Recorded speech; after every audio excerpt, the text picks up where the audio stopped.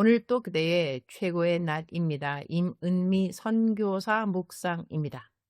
2026년 7월 28일 화요일 최고의 날. 어떤 전쟁이든지 나는 이기리라. 요한계시록 17장. 요즘 내가 생각하는 숙제가 있었다. 사역을 하는 사람들, 특별히 사역을 하는 여성 사역자들의 가정 생활에 대한 부분이었다. 나는 누군가에게 얼마 전 그대의 가족은 그대와 함께 살면서 천국을 경험한다고 생각하십니까? 라는 질문을 했다. 이 질문에 아주 힘차게 자신 있게 당연하지요 라고 답할 사람은 과연 몇 명이 될까? 그리스도인들 가운데 몇 퍼센트가 될까? 그런데 여기서 천국이라는 그 말이 그냥 행복한 곳이라고만 생각하고 싶지는 않다. 천국은 하늘나라를 말하는 것이고 모든 나라에는 왕이 있는 것이다. 그러니 하나님이 다스리는 나라가 하늘나라라는 것이다. 그러면 나의 가정에는 하나님이 왕이신가? 라는 질문부터 시작해야 할 것 같다. 나라에는 국법이라는 것이 있다. 하늘나라에는 하나님의 법이 있다는 것이다. 로마서 14장 17절 말씀에 하나님의 나라는 먹는 것과 마시는 것이 아니요 오직 성령 안에 있는 의와 평강과 희락이라. 그러면 내가 있는 곳, 나의 가정, 나의 직장, 나의 학교, 나의 교회, 내가 속한 믿음의 공동체에서 사람들은 나를 만나면서 천국을 경험한다는 것이 무엇일까? 의, 하나님과 올바른 관계를 맺고 하나님의 뜻대로 살아가는 삶을 말한다. 평강, 하나님과 화목함에서 오는 마음의 평안과 사람들과의 화평을 말한다. 희락, 환경과 상관없이 성령 안에서 누리는 기쁨을 말한다. 그러면 나는 올바르게 살고 있는가? 올바름을 크게 범위하지 않아도 나는 정직한 말을 하면서 사는가? 내 자녀들은 나를 보면서 평강을 누리는가? 매일 부부가 싸운다면 아이들은 그 가정에서 하늘나라의 화평을 경험하는가? 엄마의 모습은 밝은가? 매일 어두운가? 매일 신경질적인가? 매일 불평불만의 말로 아이들을 대하는가? 이러한 생각들을 하면서 나름 갖게 된 결론이 있다. 아, 우리는 우리의 힘으로 이 일을 할 수 있는 것이 아니구나. 하늘나라? 의와 평강과 희락 모두 다 필요하지만 하늘나라의 가장 큰 능력은 은혜이구나. 우리는 은혜로 사는 거구나. 무엇보다 나를 그대로 받아주시는 하나님의 은혜, 나를 용서해 주시는 그 용서, 나를 긍휼히 여겨주시는 하나님의 사랑, 하늘나라를 내가 소유한다는 것은 내가 하나님의 사랑을 안다는 것이요. 이 사랑을 하나님의 힘과 도움으로 내 이웃에게 조금이라도 알려주는 자리에 있을 수 있음이 오늘 또 내게 주신 어마어마한 은혜라고 하는 것. 주님의 사랑, 하늘을 두루마리 삼고 바다를 먹물로 삼아도 그 누가 다 기록할 수 있을까?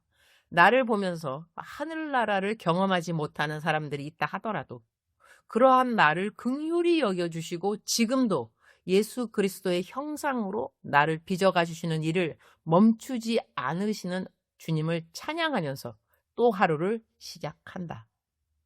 오늘 성경 말씀 묵상은 요한계시록 17장 14절입니다. 그들이 어린 양과 더불어 싸우려니와 어린 양은 만주의 주시요 만왕의 왕이심으로 그들을 이기실 터이요 또 그와 함께 있는 자들 곧 부르심을 받고 택하심을 받은 진실한 자들도 이기리로다. 요한계시록 17장 14절은 요한계시록 전체를 관통하는 핵심 메시지를 담고 있는 말씀이다. 이 싸움은 단순히 마지막 날에만 일어나는 전쟁이 아니라 하나님 나라와 사탄의 나라 사이에 계속되어 온 영적 전쟁을 의미한다. 지금도 성도들은 세상의 유혹과 핍박, 거짓과 죄악 가운데서 이 전쟁을 치르고 있다. 우리도 살아가면서 수많은 전쟁을 치른다. 건강과의 싸움, 경제적인 어려움, 사람과의 갈등, 사역의 부담, 미래에 대한 두려움, 때로는 지금의 현실만 바라보면 내가 지는 것처럼 느껴질 때도 있다. 그러나 성도는 현재의 상황으로 결론을 내리는 사람이 아니다. 마지막 결론을 이미 알고 살아가는 사람이다. 우리의 결론은 승리이다. 왜냐하면 예수님께서 이미 승리하셨기 때문이다. 그러므로 오늘 어떤 어려움이 있다 하더라도 절대로 낙심할 이유가 없다. 지금 눈앞의 싸움이 아무리 치열해 보여도 마지막에는 어린 양께서 승리하시고 어린 양과 함께 있는 자들도 반드시 승리하게 된다.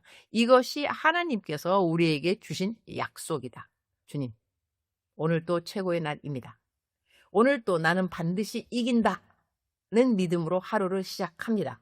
나 자신만 보면 볼수록 실망할 것들이 더 많아질 수 있습니다. 모든 사람이 내 마음 같지 않으니 속에서 일어나는 짜증의 시간이 수없이 많을 수도 있습니다. 다스려야 하지만 다스리고 싶지 않은 감정들도 있습니다. 그러나 나는 이러한 모든 부족함도 이겨낼 것입니다. 주님이 이겨주셨기 때문입니다. 주님, 때로는 인간적으로는 좀 뻔뻔스러움도 우리는 필요한 것 같아요. 방금 잘못했는데 회개했다고 하고 새롭게 잘 살겠다고 말하는 것도 사실 때로는 쉽지 않지만 쉽지 않은 것은 쉽지 않은 것이고 성경 말씀은 말씀이니까 말씀대로 오늘 또 순종. 주님, 오늘은 상담 사역에, 만남 사역에, 멘토링 사역에 일이 많습니다. 오늘은 손녀 안 봐도 되는 날이라서 다른 사역들을 줄줄이 할 수 있어서 감사합니다. 주님 사랑합니다. 주님 감사합니다.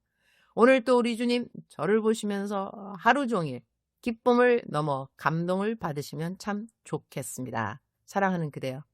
사랑하는 그대여 출석 부르고 있습니다. 대답하셨나요? 저는 설교할 때 자주 쓰는 성경구절 하나가 뭐냐면 의인은 7번 넘어질지라도 다시 일어나거니와 그러니까 우리 의인들은 넘어진다. 넘어져야 의인이다. 이렇게까지 저는 말하는데요. 그러나 넘어지는 숫자가 중요한 것이 아니라 다시 일어나는 숫자가 중요하다는 것이죠. 그러니 의인은 넘어지기만 하고 일어나지 않으면 그 사람도 의인은 아니라는 것입니다. 의인은 넘어지지만 다시 일어나는 사람이 의인이다. 사랑하는 그대여, 그대는 의인이십니까? 그렇다면 넘어지셔야죠. 하하하. 넘어질 수 있지만 다시 일어나는 것은 하나님의 은혜. 와, 이렇게 또 넘어지는 나를 또 사랑하시나? 대단하시다. 하나님 감사합니다. 이것이 성경적인 태도라고 저는 생각합니다. 혹시 오늘 그대가 넘어져서 자책감에 빠져 있단다면 일어나시기 바랍니다. 그래, 나는 의인이다. 넘어졌다. 어쨌다는 거냐? 나는 또 일어나면 되지. 이러한 마음이 그대에게 필요한 것이라는 거죠. 사랑하는 그대여, 다시 일어나는 그대 축하합니다. 자랑스럽습니다. 사랑하는 그대여, 사랑합니다. 사랑하는 그대여, 축복합니다. 오늘 또 그대의 최고의 날입니다.